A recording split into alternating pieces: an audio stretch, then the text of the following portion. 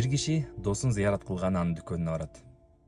Аны менен кечке чейин баарлашып отуруп, эми чыгайын дегенде жамгыр шатыратып төгө баштайт.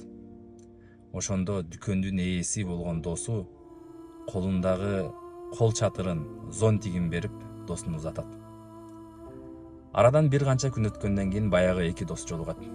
Ошондо зонтикти берген досу тиги досуна кайрылып: досум, мен ошондо зонтигимди бербегенде сен абдан суу болмоксуң" дейт.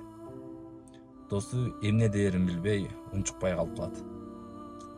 Дагы кийинки жолукканда баягы досу зонтикти эстеп дагы айтат: досум, ошол зонтикти бербегенде абдан суу болмоксуң" дейт. Досу ичинен капа болот, бирок эч нерсе дей албайт.